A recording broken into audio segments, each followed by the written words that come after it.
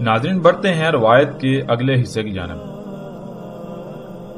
رسول اللہ صلی اللہ علیہ وآلہ وسلم نے کہا، درمیان اس کی آئین کے کتب ہوگا کافر اور پڑھ لے گا اسے ہر مومن، خواہ وہ کتب کرنا جانتا ہو یا کتب کرنا نہ جانتا ہو۔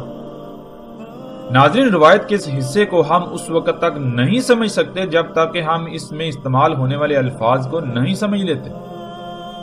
اور اس سے پہلے ایک بات جو واضح کرنا بہت ضروری ہے وہ یہ کہ اس بارے میں اسی ملا طبقے نے لوگوں کو ایک ایسی غلط فہمی کا شکار کیا ہوا ہے کہ کسی کو حقیقت کا علم ہی نہیں، جس کی وجہ سے اکثریت گمراہی کی گھاٹیوں میں چلی گئی۔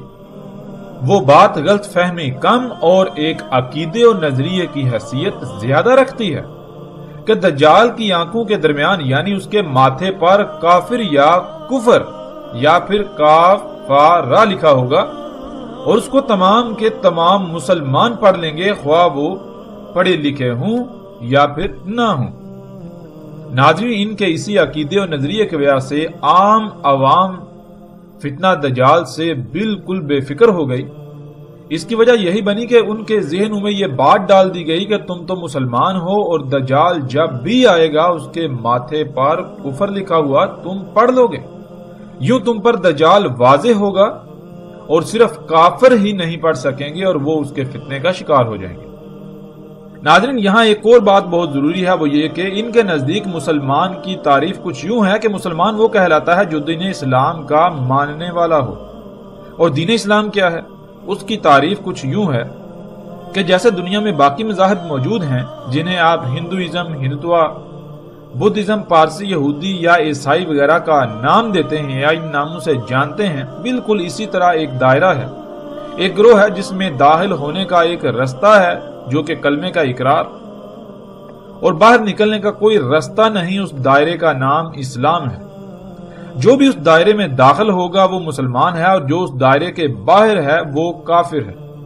یوں جب دجال آئے گا تو اس کے ماتھے پر کافر لکھا ہوگا، وہ تمام کے تمام لوگ پڑھ لیں گے جو اس دائرے میں موجود ہوں گے، خواہ وہ پڑھے لکھے ہوں یا نہ ہوں، اور وہ تمام کے تمام انسان، وہ تمام کے تمام لوگ جو اس دائرے میں موجود نہیں ہیں، جو اس دائرے سے باہر ہیں، وہ تمام کے تمام کافر ہیں، اس لیے وہ نہیں پڑھ سکیں گے، اور پھر دجال کے فتنے کا شکار وہی لوگ ہوں گے۔ ناظرین، انتہائی دکھ اور افسوس اور اس سے بھی بڑھ کر پریشان کن بات یہ ہے کہ نہ صرف پوری دنیا میں اسلام کے بارے میں یہی نظریہ رکھا جاتا ہے، یہی تصور پایا جاتا ہے، بلکہ جو لوگ خود کو مسلمان کہلواتے ہیں وہ بھی اسی نظریے و تصور پر قائم ہیں۔ حالانکہ جیسے جیسے ہم آگے بڑھیں گے تو قرآن سے یہ بات بالکل کھل کر سامنے آئے گی کہ اللہ سبحانہ و تعالیٰ نے بہت سختی سے اس سے منع کیا تھا کہ جیسے یہود و نصارہ نے اسلام کو یہود اور عیسائیت کے نام پر دائروں میں بند کر دیا اور ان کے نزدیک وہی دائرہ اسلام اور اسی دائرے والے اللہ کے چہیتے اور باقی سارے انسان کافر و جہنمی ہیں، تم ایسا مت کرنا۔ لیکن خود کو مسلمان کہلوانے والوں نے بھی بالکل وہی کیا کہ باقی مذاہب کی طرح اسلام بھی ایک دائرے کا نام ہے، ایک دائرے کو اسلام قرار دیا، اسلام کا نام دے دیا۔ جو اس دائرے میں داخل ہوگا وہ دنیا اور آخرت میں اللہ کا چہیتا، اور باقی سب کے سب انسان جو اس دائرے سے باہر ہیں وہ بدترین کافر و مشرک اور جہنم میں جائیں گے۔ کسی کو یہ علم ہی نہیں کہ اسلام ہے کیا، لفظ اسلام کے معنی کیا ہیں اور مسلم کے معنی کیا ہیں۔ یہ تمام کے تمام الفاظ اشیاء کی پہچان کے لیے ان کے نام نہیں ہیں، بلکہ یہ تو اسماء ہیں، یعنی یہ تو صفات ہیں۔ اس میں کچھ شک نہیں، کوئی شک و شبہ نہیں کہ اللہ سبحانہ و تعالیٰ نے قرآن میں دو ٹوک الفاظ میں صراحت کے ساتھ یہ کہا کہ اللہ کے ہاں صرف ایک ہی دین قابل قبول ہے اور وہ ہے اسلام۔ اسلام کے علاوہ کوئی بھی دین اللہ کے ہاں قبول نہیں کیا جائے گا، قابل قبول نہیں ہے اس کے علاوہ۔ لیکن ناظرین اس کا ہرگز یہ مطلب نہیں ہے کہ اللہ کے نزدیک اسلام کا مطلب وہی ہے جسے آج پوری دنیا کے انسان اسلام قرار دینے پر بازد ہیں۔ بے شک پوری دنیا اسے اسلام قرار دے، پوری دنیا اسے اسلام سمجھتی ہو، لیکن اللہ انسانوں کی اکثریت کے نزدیک اسلام کے تصور کو تسلیم نہیں کرنے والا اور نہ ہی اس بنیاد پر فیصلہ سنانے والا ہے۔ چونکہ اکثریت کے نزدیک اسلام کا تصور یہ ہے تو یہی اسلام ہے؟ نہیں، بالکل نہیں، ایسا ہرگز نہیں ہوگا، ایسا ہرگز نہیں ہے۔ اللہ سبحانہ و تعالیٰ نے قرآن میں کہا کہ اللہ کے ہاں اسلام کے علاوہ کوئی دین قابل قبول نہیں، تو اللہ نے یہ بات بھی صراحت کے ساتھ واضح کر دی کہ اللہ کے ہاں اسلام ہے کیا۔ اسلام کہتے ہیں خود کو ہر لحاظ سے اس کا محتاج بنا دینا، جس کا محتاج بنانے سے زمین و آسمان اور خود انسان کے جسم میں قائم توازن برقرار رہے، اس کائنات میں ہر شے سلامت رہے، کسی کو کوئی نقصان نہ ہو، کوئی فساد نہ ہو، کسی قسم کی کوئی تکلیف نہ ہو، کسی کو کسی بھی تکلیف کا سامنا نہ کرنا پڑے، کسی مصیبت کا سامنا نہ کرنا پڑے، کسی قسم کی کوئی خرابی نہ ہو۔ اور اللہ سبحانہ و تعالیٰ نے قرآن میں یہ بھی بتا دیا کہ وہ کون ہے، کیا ہے، وہ کیا شے ہے جس کا تم نے خود کو محتاج بنانا ہے، کہ تم جب خود کو اس کا محتاج بناؤ گے، ہر لحاظ سے اس پر توکل کرو گے، اسی کا محتاج بناؤ گے، تو اس دنیا کی زمین و آسمان کی، اس کائنات کی ہر شے سلامت رہے گی تمہارے سمیت، دنیا میں بھی تم سلامت اور آخرت میں بھی سلامت رہو گے۔ وہ کیا ہے ناظرین؟ وہ فطرت ہے، جیسا کہ سکرین پر نظر آنے والی آپ آیت میں دیکھ سکتے ہیں۔ اللہ سبحانہ وتعالی اس آیت میں کہتے ہیں بس قائم ہو جا، یعنی دنیا ادھر کی ادھر ہو جائے، چاہے کچھ بھی ہو جائے، تو ڈٹ جا، اپنے رخ کو ہر طرف سے ہٹا کر، ہر طرف سے کٹ کر، بالکل ایسے جیسے کہ دنیا میں اور کچھ ہے ہی نہیں سوائے دین کے، اس طرح ہر طرف سے کٹ کر یک رخ ہو کر ڈٹ جا، قائم ہو جا دین کے لیے۔ دین کیا ہے؟ اس کا جواب بھی ساتھ ہی اللہ سبحانہ و تعالیٰ نے دے دیا کہ دین وہ فطرت تھی، دین فطرت تھی، وہ فطرت جس پر اللہ سبحانہ و تعالیٰ نے انسانوں کو وجود دیا، یعنی جیسے انسان اللہ کے وضع کردہ قانون سے پیدا ہوتے ہیں، وجود میں آتے ہیں، اور اس کے بعد وہ اپنے والدین کے ہر لحاظ سے مکمل محتاج ہوتے ہیں جب تک کہ خود مختار نہ ہو جائیں، بالکل اسی طرح خود کو فطرت کا محتاج بنا دے، چاہے کچھ بھی ہو جائے، فطرت پر ہی انحصار کرنا، فطرت سے ہی اپنی تمام کی تمام ضروریات حاصل کرنا، ہر لحاظ سے فطرت پر توکل کرنا۔ ورنہ اگر اللہ کی خلق میں تبدیلی کی کوشش کی، اپنی مرضیاں، اپنی منمانیاں کرنے کی کوشش کی، یعنی جیسے اللہ نے نظام بنا دیا جس سے مخلوقات وجود میں آتی ہیں، اگر اس میں کوئی بھی رد و بدل کی، تبدیلی کی، تو پھر یہ جان لو کہ تبدیلی ہے ہی نہیں اللہ کی خلق کے لیے، یعنی اللہ کی خلق تبدیلی کی متحمل ہی نہیں ہے۔ تبدیلی کرنے سے اس میں بگاڑ پیدا ہوگا، اس میں فساد ہوگا، سب کچھ درہم برہم ہو جائے گا، کوئی شے بھی سلامت نہیں رہے گی، ہر شے عیب دار ہو جائے گی۔ وہی اصل دین ہے، وہ دین جس پر قائم ہونا ہے، جس پر ڈٹنا ہے، جس کی موجودگی اللہ کے قانون کے عین مطابق، اس کے علاوہ کچھ بھی قابل قبول نہیں ہے، خواہ وہ کچھ بھی ہو، وہ قابل قبول نہیں ہے، خواہ اسے تم کچھ بھی نام دے لو، خواہ تم اسے اسلام کا نام دے لو۔ اور لیکن انسانوں کی اکثریت کو اس کا علم ہی نہیں، وہ یہ جانتی ہی نہیں، کیونکہ وہ غور و فکر نہیں کرتے، جس وجہ سے انہیں یہ علم ہی نہیں کہ اصل دین فطرت ہے، فطرت پر قائم ہونا ہے، ہر طرف سے کٹ کر فطرت پر انحصار کرنا ہے، فطرت پر قائم ہونا ہے۔ وہ اس بات کو بھولے کے بھولے ہی ہیں جو ان کو بھلا دیا گیا تھا۔ ناظرین، فطرت کہتے ہیں اللہ سبحانہ وتعالیٰ نے جیسے اور جن قوانین کے تحت تمام کی تمام مخلوقات کو خلق کر کے جس مقام پر رکھ دیا، جس مقام پر رکھ دیا، جس لائن پر لگا دیا، سب کی سب مخلوقات اسی پر قائم ہوتے ہوئے، اسی پر قائم رہتے ہوئے اپنی اپنی ذمہ داری پوری کریں، جس سے تمام کی تمام مخلوقات کی نہ صرف تمام کی تمام ضروریات بھی پوری ہوں گی، وہ وجود میں آئیں گی، بلکہ سب کی سلامتی اور بقا بھی اسی سے مشروط ہوگی۔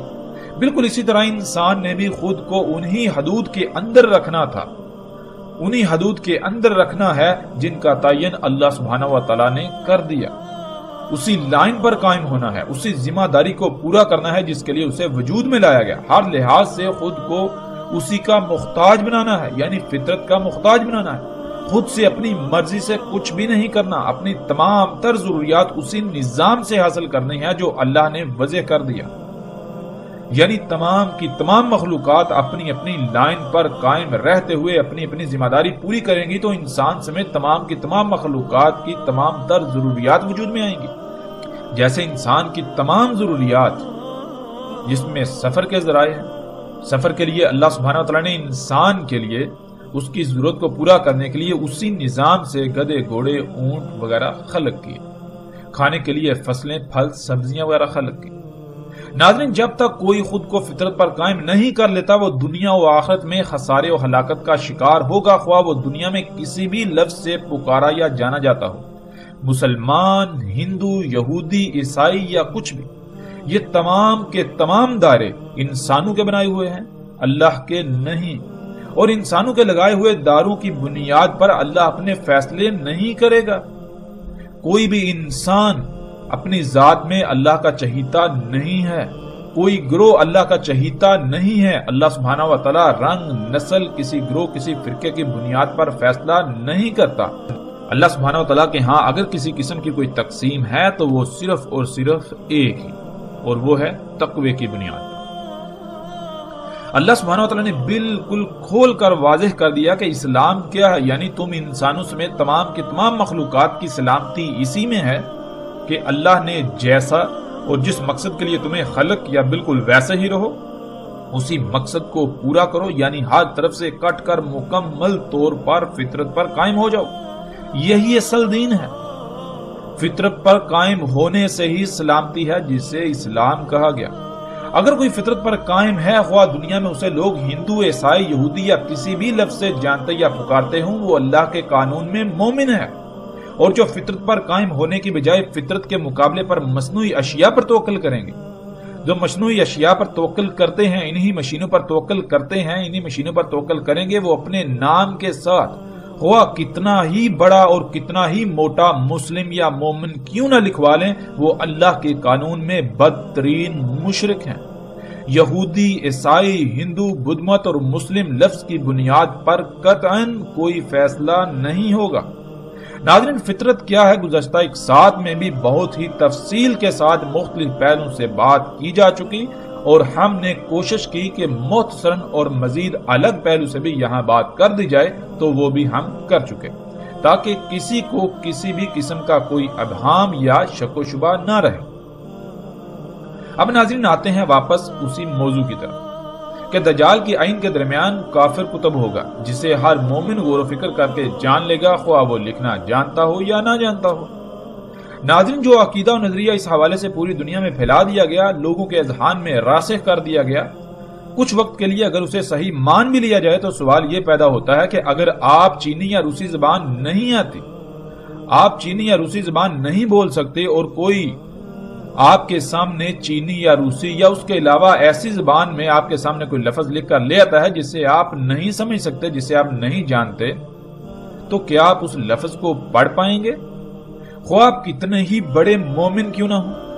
اگر آپ کو چینی زبان نہیں آتی تو آپ کے سامنے چینی میں لکھا ہوا آپ کا اپنا نام تک نہیں پڑھ سکتے، تو پھر یہ کیسے ممکن ہے کہ کوئی شخص اپنے ماتھے پر کافر لکھ کر سامنے آ جائے، اور جو پڑھے لکھے نہیں محض مسلمان کہلوانے کی بنیاد پر وہ اسے پڑھ لیں گے، اور جو مسلمان کہلوانے والے نہیں، خواہ وہ کتنا ہی پڑھے لکھے کیوں نہ ہوں، وہ نہیں پڑھ پائیں گے؟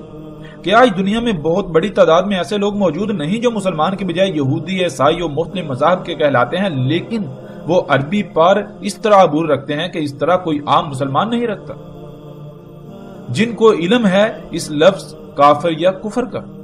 ناظرین، کسی بھی طرح اور کسی بھی لحاظ سے اس بات میں ایک رائے برابر بھی صداقت نہیں ہے جو آج تک پھیلا دی گئی اور لوگوں کے اذہان میں راسخ کر دی گئی۔ ہم اس وقت تک حق کو نہیں جان سکتے جب تک کہ ہم اپنی خواہشات کو ترک کر کے خالص اللہ کی غلامی اختیار نہ کریں۔ اس روایت میں جو بات کی گئی اس کو اس وقت تک جاننا ناممکن ہے جب تک کہ آپ کو عربی کی اہمیت و حیثیت کا علم نہ ہو جائے۔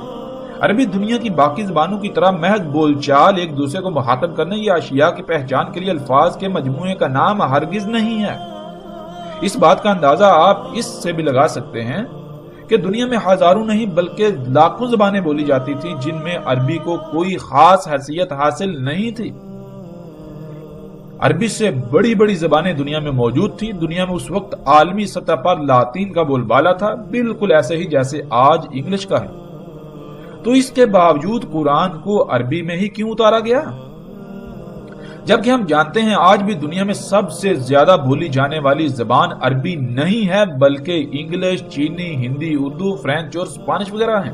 تو کیوں نہ اس بات کا خیال رکھتے ہوئے اللہ سبحانہ و تعالیٰ نے قرآن کو ان میں سے کسی زبان میں نازل کیا، یا کم از کم باقی زبانوں میں تراجم ہی اتار دیے جاتے؟ کیا اللہ کو اس بات کا علم نہ تھا؟ اور اگر اللہ کو اس بات کا علم تھا تو علم کے باوجود اللہ نے اگر تراجم نہ اتارے تو کیا اللہ تراجم اتارنے پر قادر نہ تھا؟ اور اگر قادر تھا، جو کہ اللہ قادر ہے، تو اس کے باوجود اللہ نے تراجم نہیں اتارے، تو کیا کبھی ہم نے اس بات میں غور کیا، اس بات پر غور کیا کہ آخر اس کی وجہ کیا ہے؟ ناظرین، آج دنیا میں جسے عربی کہا جاتا ہے اس کا عربی کے ساتھ کسی قسم کا کوئی تعلق نہیں۔ اس کی حیثیت و حقیقت بالکل ایسے ہی ہے جیسے بازار میں اصل کے مقابلے پر اسی رنگ و روپ میں کوئی نقل آ جائے۔ اور یہی وجہ ہے کہ عرب گھرانوں میں پیدا ہونے والے، خود کو عربی پر مہارت رکھنے والے بڑے بڑے عرب دان ہونے کے دعوے دار بھی قرآن میں استعمال ہونے والے الفاظ کے سامنے بے بس نظر آتے ہیں۔ ناظرین، اب آتے ہیں اس روایت میں رسول اللہ صلی اللہ علیہ وآلہ وسلم کے الفاظ کی حقیقت کی طرف۔ ہم اس وقت تک روایت کے اس حصے کو نہیں سمجھ سکتے جب تک کہ ہم اس میں استعمال ہونے والے الفاظ کو نہ جان لیں، جیسے کہ لفظ کتب، اقرا اور مومن۔ سب سے پہلے ہم آتے ہیں لفظ کتب کی طرف، اسی سے کتاب بنا ہے۔ ناظرین، اصل اور بنیادی مسئلہ یہ ہے کہ ہر کوئی اپنا اپنا دائرہ لگا کر اسی دائرے کو کل تصور کیے ہوئے ہے۔ اللہ کیا ہے؟ ہر کسی کے نزدیک اللہ کے بارے میں الگ الگ نظریہ و عقیدہ ہے، الگ الگ تصور ہے۔ اگر کوئی اللہ کے بارے میں کسی دائرے والوں کے عقیدے و نظریے کا انکار کرتا ہے تو اس دائرے میں قید لوگ ان کے اس نظریے و عقیدے کے انکار کو اللہ کی ذات کا انکار قرار دیتے ہیں۔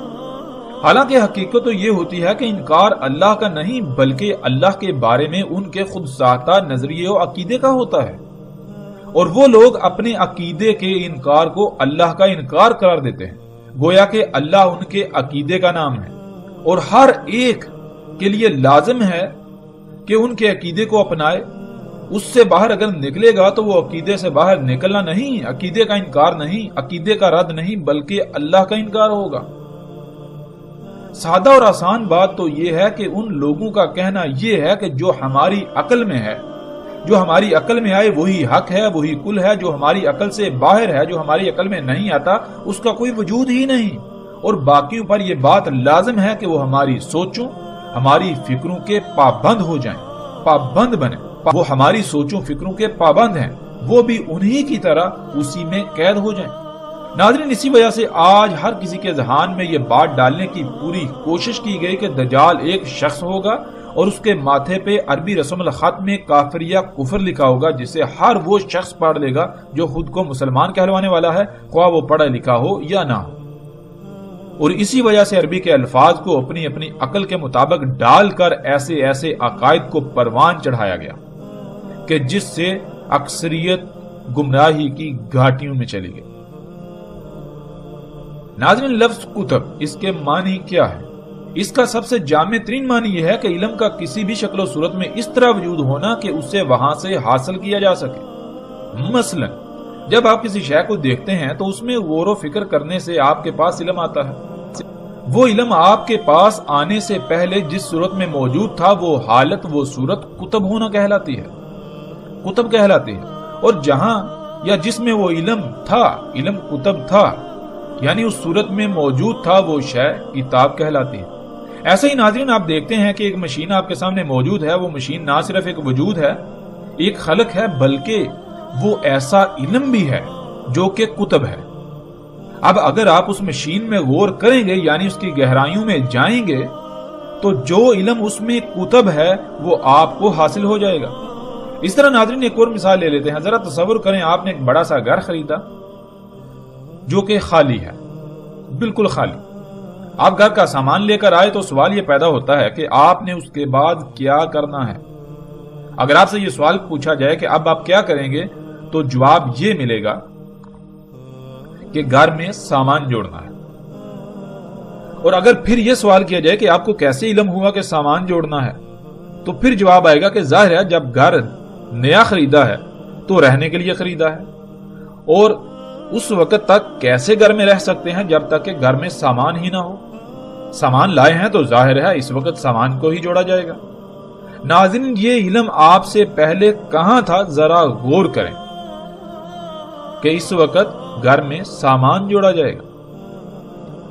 ناظرین اسی طرح اگر آپ گھر میں سامان جوڑ رہے ہوں اور اچانک گھر میں آگ لگ جائے تو کیا آپ سامان کو ہی جوڑیں گے یا پھر پہلے آگ بجھائیں گے؟ تو پھر جواب یہ ہوگا کہ ظاہر ہے پہلے آگ بجھائیں گے ورنہ سب کچھ جل کر راکھ ہو جائے گا۔ تو ناظرین پھر وہی سوال کہ غور کریں، آپ نے کہا کہ پہلے آگ بجھائیں گے ورنہ سب کچھ جل کر راکھ ہو جائے گا، تو یہ علم آپ کے پاس کہاں سے آیا؟ جہاں وہ علم آپ کے پاس آنے سے پہلے موجود تھا اس حالت کو اسے کتب ہونا کہتے ہیں۔ آگ کیا ہے؟ اس کا علم صرف آگ ہی میں کتب ہے۔ آپ اس وقت تک نہیں جان سکتے جب تک کہ آپ آگ کو اقرا نہیں کر لیتے، یعنی اس میں غور کر کے یہ نہیں جان لیتے کہ آگ میں کیا علم موجود ہے۔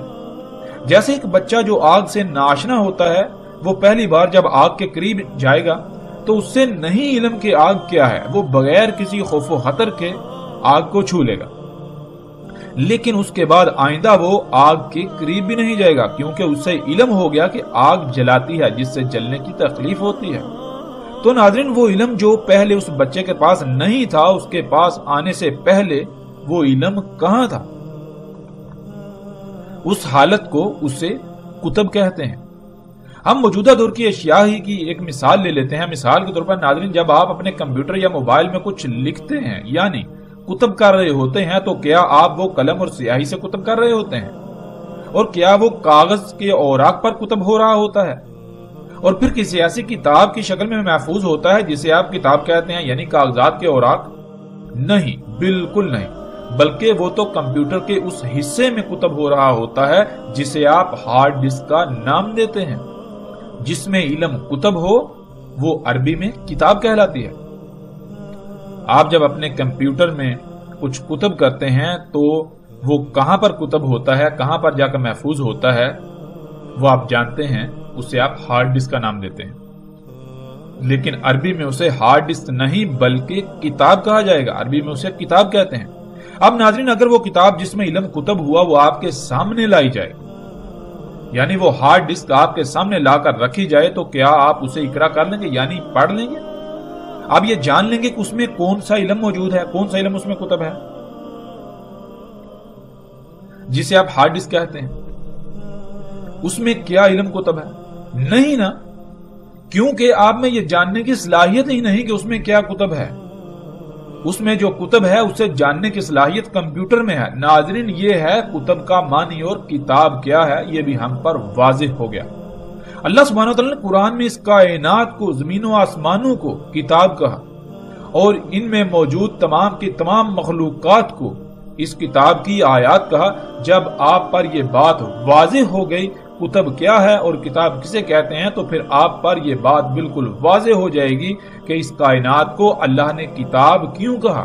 اللہ نے جس علم سے اس کائنات کو خلق کیا، تمام کی تمام مخلوقات کو خلق کیا، جیسے نظام چلا رہے ہیں وہ سب کا سب علم انہی مخلوقات میں انہی کے اندر موجود ہے جسے عربی میں کتب ہونا کہا جاتا ہے۔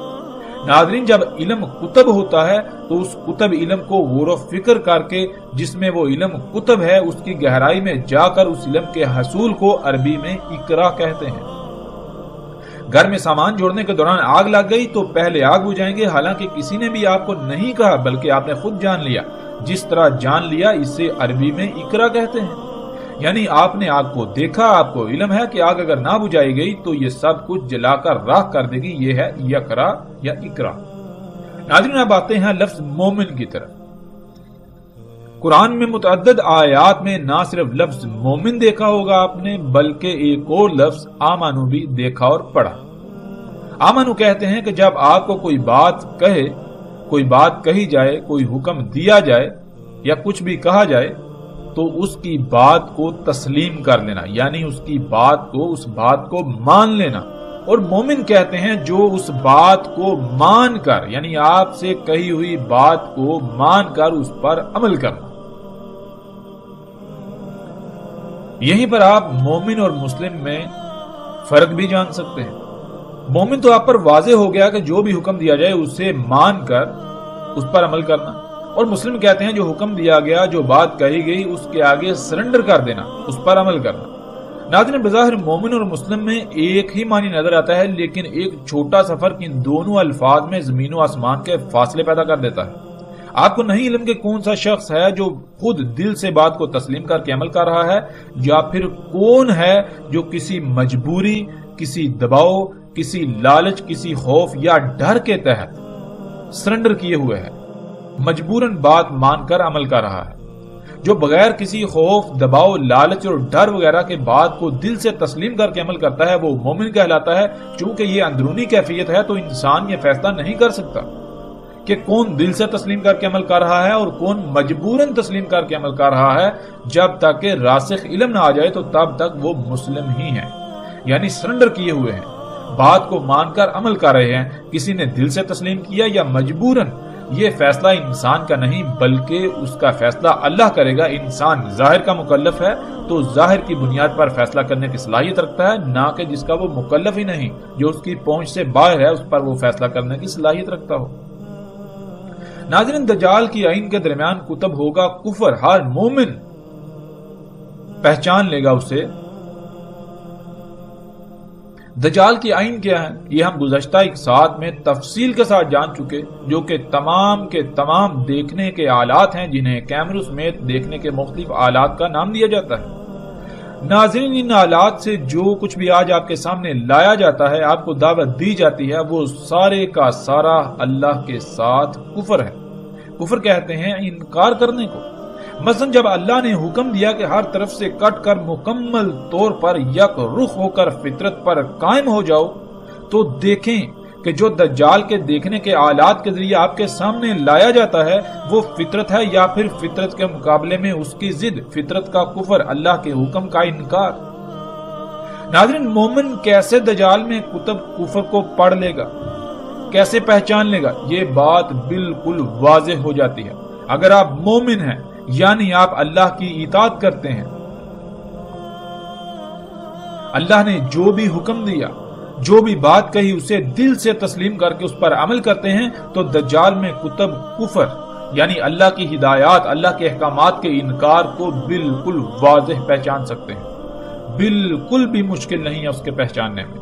اور دوسری بات یہ کہ دجال کی آئین کے درمیان یعنی ماتھے پر کافر کتب ہوگا۔ ناظرین ماتھا پورے وجود میں سب سے واضح ترین مکان کو کہتے ہیں، جسے ہر کوئی دیکھ سکتا ہے۔ دجال میں کتب کفر جس کی وجہ سے یعنی اس کو اپنا رب بنانے والا کافر ہوگا، اللہ کے احکامات کا انکاری ہوگا، وہ اتنا واضح ہوگا، دجال کا کفر اتنا واضح ہوگا کہ ہر کسی کو نظر آ رہا ہوگا، لیکن اقرا وہی کر سکے گا، یعنی اس کفر کو وہی پہچان سکے گا، اس کا اسے ہی علم ہوگا جو مومن ہوگا، یعنی جو دنیا میں زندگی اس طرح گزارے گا کہ جیسے اللہ نے اس سے حکم دیا، اللہ کے احکامات کو دل سے تسلیم کر کے ان کے اوپر عمل کرنے والا ہوگا۔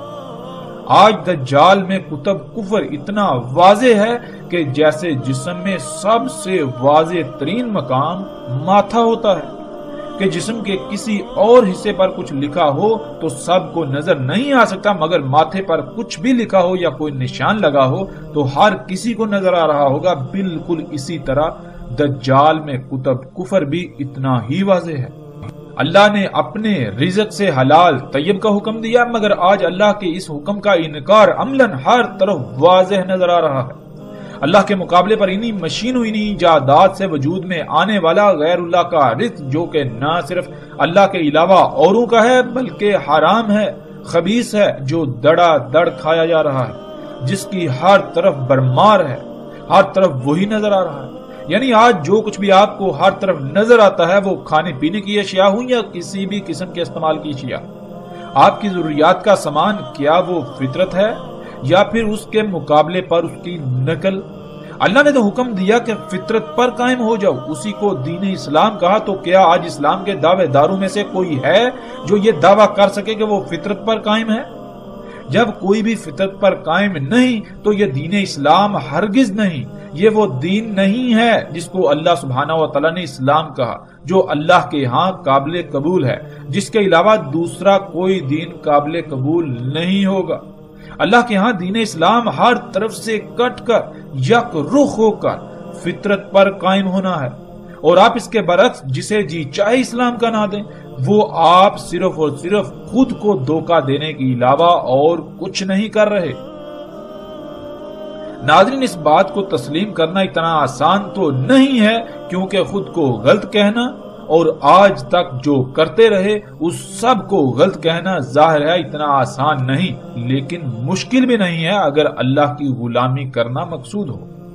اگر خود کو بڑا بنائیں گے، تکبر کریں گے، تو ابلیس کا واقعہ قرآن میں مذکور ہے جو آپ کئی بار پڑھ چکے ہیں۔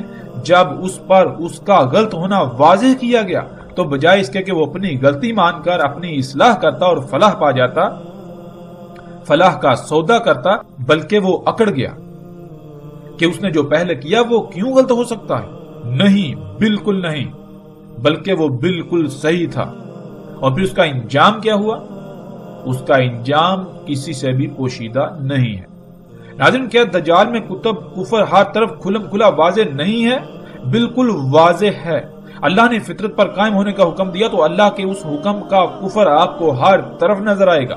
آپ نے پیاس بجھانی ہے تو اللہ کے حکم کا انکار فطرت کی بجائے اس کی ضد طرح طرح کے خبیث حرام مشروبات کھانا ہے تو اللہ کے حکم کا کفر طرح طرح کی مصنوعی اور فطرت میں مداخلت کر کے، اللہ کی مخلوقات میں مداخلت کر کے، چھیڑ چھاڑ کر کے، ان میں ملاوٹ کر کے خبیث حرام خوراکیں۔ ناظرین، سواری کے ذرائع جو آپ استعمال کرتے ہیں، کیا وہ اللہ کے حکم کے عین مطابق فطرتی ذرائع ہیں جن کا اللہ نے قرآن میں ذکر کیا؟ گدے، گھوڑے، اونٹ، خچر، یا پھر فطرت کی ضد مصنوعی ذرائع؟ آپ کی جتنی بھی ضروریات ہیں کوئی ایک بھی شے ایسی نہیں کہ جو فطرت ہو، بالکل سب کا سب مصنوعی، فطرت کی ضد، فطرت میں مداخلت کر کے تبدیل شدہ۔ اپنے کچن میں موجود ایک ایک شے کو دیکھیں، اپنے گھر کی تمام اشیاء کو دیکھیں، اپنے گھر کے در و دیوار کو دیکھیں، ان پر موجود رنگ کیا وہ فطرت ہے؟ ناظرین، ذرا غور تو کریں۔ انسانوں کی ایک بہت بڑی تعداد کے نزدیک میں ایک پاگل سے بڑھ کر کوئی حیثیت نہیں رکھتا ہوں گا، کیونکہ اس پیغام کو سننے اور دیکھنے والوں کی اکثریت دل میں اور اپنے ساتھ بیٹھے دوستوں، بہن بھائیوں، رشتہ داروں اور ایک دوسرے سے یہی کہہ رہے ہیں کہ یہ شخص پاگل ہے، اور طرح طرح کی گالیوں اور حقیر ترین الفاظ و القابات سے نواز رہے ہوں گے، اور اس کے علاوہ ہر طرح کا رد عمل سامنے آئے گا جس کا وہ اظہار کرنے پر قادر ہیں، جس کا وہ اظہار کرنے پر مجبور ہیں۔ لیکن ایسے تمام کے تمام انسانوں کے لیے میں صرف اتنا ہی کہوں گا کہ طوفان کو دیکھ کر ریت میں سر دنسا لینے سے طوفان ٹل نہیں جاتا۔ آپ کے اس رد عمل سے حق پر کوئی آنچ نہیں آنے والی۔ آج ان باتوں کا انکار کرنا، ان سے منہ موڑنا بہت آسان ہے، کیونکہ دنیا کی رنگینیاں جو سامنے ہیں، مگر یہ رنگینیاں ایسا دجل ہیں، ایسا دھوکہ ہیں جس کا آپ تصور بھی نہیں کر سکتے۔ ان رنگینیوں کی آڑ میں ایک ایسا عذاب آپ کے سر پر آ چکا ہے کہ وقت کے فیصلہ سنانے کی دیر ہے، اور وقت بھی اپنا فیصلہ سنانے کو ہے۔ وقت اپنا فیصلہ سنانے کو بے چین ہے، اور یہ بھی جان لیجئے کہ جب وقت اپنا فیصلہ سناتا ہے تو وقت کا فیصلہ ماننا مجبوری بن جاتا ہے، اس کا انکار کوئی بھی نہیں کر سکتا۔ ناظرین، واپس موضوع کی طرف پلٹتے ہوئے ہم آگے بڑھتے ہیں۔ رسول اللہ صلی اللہ علیہ وآلہ وسلم نے کہا، کس طرح ہوگا تمہارے ساتھ، کیا حالت ہوگی تمہاری جب تمہیں آزمائش میں ڈالا جائے گا ایک ایسے عبد یعنی اللہ کے غلام سے جس میں پھیلاؤ ہے یعنی پھیلا ہوا ہے، تحقیق مسخر کی گئی اس کے لیے انہار الارض، یعنی جیسے انسان کے جسم میں خون کی شریانیں ہوتی ہیں، بالکل اسی طرح زمین میں ایسی شریانیں ہیں جن میں زمین کا خون گردش کرتا ہے، انہیں انہار الارض کہا جاتا ہے، اور اس کے یعنی زمین کے ثمرات مسخر کیے گئے اس کے لیے۔ پس جس نے اس کی اتباع کی یعنی اس کے پیچھے پڑا، اس کو کھایا اور اس کا کفر کیا، یعنی اللہ نے جس مقصد کے لیے اپنے اس عبد کو خلق کیا، اسے جس مقام پر رکھا، جس لائن پر لگا دیا تاکہ اس مقام پر رہتے ہوئے اپنی ذمہ داری کو پورا کرے، جس سے زمین کا توازن برقرار رہے گا، زمین میں فساد نہیں ہوگا، زمین فساد سے پاک رہے گی، ہر شے ٹھیک رہے گی، اللہ کا قائم کردہ توازن برقرار رہے گا، اس بات کا انکار ہوگا۔ اس کے پیچھے پڑنا اور اس کا کھانا، اس کا اپنی مرضی کے مطابق استعمال کرنا، اور جو اس کے پیچھے نہ پڑا اسے نہ کھایا اور اس کا عذاب ہوگا، یعنی جو اس کے پیچھے نہیں پڑے گا، اسے اختیار نہیں کرے گا، اسے نہیں کھائے گا، تو گویا کہ وہ اس کے لیے اس کی سزا ہوگی۔ کیوں؟ اس لیے کہ پوری دنیا میں اس وقت حالت ہی ایسی ہوگی، وہ اتنی بڑی اتنی سخت آزمائش ہوگی کہ اس کے بغیر، اس کے پیچھے پڑے بغیر، اس سے بنی ہوئی اشیاء سے کھائے بغیر دنیا میں زندہ رہنا انتہائی مشکل ہوگا، بہت بڑی ایک عظیم آزمائش ہوگی۔ اس میں کچھ شک نہیں، اللہ جو ان سب سے اوپر ہے، اس یوم یعنی اس مدت میں اس کے ساتھ اس سے مومنین کی حفاظت کرے گا جس کے ساتھ ملائکہ کی حفاظت کرتا ہے تسبیح سے، یعنی جیسے ہی ملائکہ کو کوئی حکم دیا جاتا ہے تو وہ فوراً اسی وقت ویسے ہی عمل کرتے ہیں جیسے کرنے کا ان کو حکم دیا گیا۔ تو اس یوم جو انسان ایمان لانے کے بعد یعنی اللہ کے احکامات کو تسلیم کرتے ہوئے ان پر عمل کریں گے، بالکل اسی طرح جیسے ملائکہ کرتے ہیں، وہ اس سے محفوظ ہو جائیں گے۔ اس میں کچھ شک نہیں، درمیان اس کی عین کے یعنی ماتھے پر کافر، یعنی کفر اتنا واضح ہوگا جیسے انسانی جسم میں آنکھوں کے درمیان کا حصہ ماتھا واضح ہوتا ہے، پہچان لیں گے اسے تمام مومن، خواہ وہ کتب کرنا جاننے والے ہوں یا پھر کتب کرنا نہ جاننے والے۔ ناظرین، آج ہم غور و فکر کریں اور دیکھیں کہ وہ کون سا اللہ کا عبد ہے، اللہ کا غلام ہے، جس میں نہ صرف پھیلاؤ ہے، وہ پھیلا ہوا ہے، بلکہ اس سے زمین کی نہریں یعنی زمین کی شریانیں مسخر کی گئیں، پھر اسی سے زمین اپنے ثمرات نکالتی ہے، اپنے پھل نکالتی ہے، سبزیاں نکالتی ہے، فصلیں نکالتی ہے۔ یہ جو زمین کے اوپر حیات نظر آتی ہے، طرح طرح کا سبزہ نظر آتا ہے، ہمیں درخت پھل پھول نظر آتے ہیں، یہ سب کچھ اسی سے نکالتی ہے۔ ناظرین، گزشتہ ایک ساتھ میں پیچھے تفصیل کے ساتھ یہ بات گزر چکا کہ خام تیل، اللہ کا وہ عبد، اللہ کا غلام، جیسا کہ قرآن میں اللہ سبحانہ وتعالی نے اس کائنات کی تمام مخلوقات کو اپنے عباد کہا، اپنے غلام کہا۔ اس کائنات کی تمام مخلوقات اللہ کی عبد ہیں سوائے نافرمان یعنی سرکش جنوں انسانوں کے۔ تو وہ اللہ کا عبد زمین کے اندر، جسے آج ہم خام تیل کہتے ہیں، اسی سے زمین کی شریانیں، ارض کی شریانیں مسخر ہیں۔ جیسے ناظرین غور کریں کہ انسان کے جسم میں جو اس کی شریانیں ہیں، جو نالیاں ہیں، پائپ لائنیں ہیں، کس کی ان تک پہنچ ہے، کس کے لیے ان پائپ لائنوں کو مسخر کیا گیا، یعنی وہ کون سی مخلوق ہے، وہ کون سی شے ہے جو ان پائپ لائنوں میں جاتی ہے، جس کی وہاں تک رسائی ہے، وہ خون ہے۔ خون ان پائپ لائنوں میں دوڑتا ہے، خون کے لیے ان انہار کو مسخر کیا گیا۔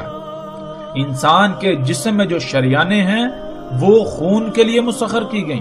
تو بالکل اسی طرح ناظرین، جو زمین کی شریانیں ہیں، بالکل اسی طرح جیسے انسان کے جسم میں شریانیں ہیں، نالیاں ہیں، بالکل اسی طرح جو زمین کے اندر پائپ لائنیں ہیں، زمین کی شریانیں ہیں، وہ کس کے لیے مسخر کی گئیں؟ وہ کون سی شے ہے، وہ کون سا اللہ کا عبد ہے کہ جس کی ان تک رسائی ہے، ان تک پہنچ ہے؟ وہ خام تیل ہے، وہ بالکل اسی طرح جیسے آپ کے جسم میں آپ کا خون ہے، بالکل اسی طرح زمین میں زمین کا خون۔ پھر ناظرین غور کریں کہ وہ کون سی شے ہے جس سے زمین اپنے پھل پھول نکالتی ہے۔ زمین اپنی نباتات نکالتی ہے، زمین کے اوپر جو آپ سبزہ دیکھتے ہیں، جو حیات دیکھتے ہیں، وہ اپنے اندر سے باہر نکالتی ہے۔ وہ کون سی شے ہے؟ وہ یہی خام تیل۔ ناظرین کبھی آپ نے غور کیا کہ آپ کے جسم پر بال جو کہ نائلون ہیں، آپ کے جسم پر ناخن جو کہ پلاسٹک ہے، آپ کے جسم میں ہڈیاں، آپ کے دانت، یہ سب کچھ کہاں سے آ گیا؟ کیا کبھی آپ نے غور و فکر کیا؟ یہ سب کچھ جو آپ کھاتے ہیں اس سے بنا، اور جو آپ کھاتے ہیں وہ کہاں سے آیا؟ وہ سب کا سب زمین نے اگایا، زمین نے نکالا۔ اس کا مطلب کہ آپ کے جسم میں جو تیل ہے، جو چربی ہے، جو نائلون ہے، جو پلاسٹک ہے، جو لوہا ہے، جو تانبا ہے، اس طرح جتنے بھی زمین کے عناصر ہیں، جتنے بھی عناصر ہیں، وہ سارے کے سارے زمین کے اندر سے باہر نکلے، اور وہ اللہ نے زمین کے اندر ذخیرہ کیے ہوئے ہیں، زمین کے اندر رکھے ہوئے ہیں، جو زمین کے انگ انگ میں، اس کی شریانوں میں دوڑتے ہیں۔ جیسے انسان کے جسم میں اس کی شریانوں میں خون دوڑتا ہے، اسی سے زمین اپنے خزانے باہر نکالتی ہے، اپنی یہ جو نباتات ہیں یہ باہر نکالتی ہے۔ وہ کیا ہے؟ وہ خام تیل ہے۔ اور ناظرین اسی خام تیل کو انسان نے براہ راست جب نکالا، اسی خام تیل سے سب کا سب وجود میں آ رہا ہے، اسی خام تیل سے رنگ وجود میں آتے ہیں، اسی خام تیل سے مختلف تیل اور ایندھن وجود میں آتے ہیں، اسی خام تیل سے آگ و بارود بن رہا ہے، اسی خام تیل سے پلاسٹک، نائلون، اسی خام تیل سے کپڑا، اسی خام تیل سے آپ سکرین پر دیکھ سکتے ہیں اس وقت دنیا میں شاید ہی کوئی ایسی شے ہو جس میں اس خام تیل کا کوئی کردار نہ ہو۔ اس وقت شاید ہی کوئی ایسی شے ہو کہ جو خام تیل کے بغیر انسان اسے وجود میں لا سکے۔ تو ناظرین آگے رسول اللہ صلی اللہ علیہ وآلہ وسلم نے کہا کہ جو اس کے پیچھے پڑا، جس نے اس سے کھایا، بس اس نے اس کا کفر کیا، اللہ کے عبد کا کفر کیا۔ اللہ سبحانہ و تعالیٰ نے اس کائنات کو کیسے خلق کیا؟ اس کائنات میں تمام کی تمام مخلوقات وہ بالکل ایسے ہیں جیسے ہمارے جسم میں مختلف اعضاء ہیں۔ جب ہر عضو اپنے اپنے مقام پر رہتے ہوئے اپنی اپنی ذمہ داری پوری کرے گا تو جسم میں توازن برقرار رہے گا، ورنہ اگر کوئی ایک عضو بھی اپنی ذمہ داری ترک کرتا ہے یا اس کو اس کے مقام سے ہٹا دیا جائے تو جسم میں قائم توازن بگڑ جائے گا، جسے آپ بیماریوں کا نام دیتے ہیں۔ اس بگاڑ کو ختم نہ کیا جائے، دور نہ کیا جائے تو پھر جسم تباہی سے دوچار ہوگا، اپنی اجل سے دوچار ہوگا، جسے آپ موت کہتے ہیں۔ بالکل اسی طرح اس کائنات میں جتنی بھی مخلوقات ہیں وہ بالکل ایسے ہیں جیسے ایک وجود میں مختلف اعضاء ہوتے ہیں۔ وہ تمام کی تمام مخلوقات جب تک اپنے اپنے مقام پر رہتے ہوئے اپنی اپنی ذمہ داری پوری کریں گی تب تک اس کائنات کا توازن برقرار رہے گا۔ اگر کوئی ایک شے بھی اپنے مقام سے ہٹتی ہے، اپنی ذمہ داری کو پورا نہیں کرتی، تو زمین و آسمان میں، اس کائنات میں فساد ہو جائے گا، سب کچھ درہم برہم ہو جائے گا۔ تو جو اس کے پیچھے پڑیں گے، اس سے کھائیں گے، اسے اختیار کریں گے، جو اس کی اتباع کریں گے، اس کے پیچھے پڑیں گے، تو وہ اس بات کا کفر کریں گے کہ اللہ نے اسے کسی نہ کسی مقصد کے لیے خلق کیا تھا، کہ اس کو اگر ہم چھیڑیں گے تو کائنات میں فساد ہوگا، کچھ بھی نہیں ہوگا۔ وہ انکار کر دیں گے اس بات کا کہ کوئی فساد نہیں ہوتا، کوئی کچھ نہیں ہوتا، ہماری مرضی، ہم جیسے جی چاہے استعمال کریں، کچھ بھی نہیں ہوگا۔ اور پھر آگے رسول اللہ صلی اللہ علیہ وآلہ وسلم نے کہا کہ جو اس کے پیچھے نہ پڑا، جس نے خود کو بچا لیا، جس نے اسے نہ کھایا، اور اس کا عذاب ہوگا، یعنی اس کی سزا ہوگی۔ مطلب یہ کہ ناظرین آج جب آپ غور کریں تو پوری دنیا میں فطرت کے مقابلے پر نقل دنا رہی ہے، جس کو رسول اللہ نے دجال کہا۔ تو ایسے میں آپ غور کریں کہ اگر اس کے بغیر، اس کے پیچھے پڑے بغیر آپ دنیا میں زندگی گزارنا چاہیں تو کیا وہ آسان ہے؟ ذرا غور تو کریں۔ اگر آپ اپنی ضروریات کو پورا کرنے کے لیے اس وقت فطرت پر انحصار کرتے ہیں تو کیا حالت ہوگی، جو کہ رسول اللہ صلی اللہ علیہ وسلم نے کہا کہ تمہاری کیا حالت ہوگی، کیا ہوگا تمہارے ساتھ جب تمہیں آزمائش میں ڈالا جائے گا ایک عبد کے ساتھ، ایک عبد سے۔ تو ناظرین، آج ہم اللہ کے اس کو غلام کو اگر اس کے پیچھے نہ پڑیں، اگر اس سے بننے والی اشیاء سے اپنی ضروریات پوری نہ کریں تو غور کریں ہماری حالت کیا ہوگی۔ جو آپ بار بار کہتے ہیں کہ اگر ہم یہ سب چھوڑ دیں تو کہاں جائیں، کیا کریں، تو جان لیں رسول اللہ صلی اللہ علیہ وآلہ وسلم نے یہی تو کہا تھا کہ تمہاری اس وقت کیا حالت ہوگی جب تمہیں اس کے ساتھ آزمائش میں ڈالا جائے گا۔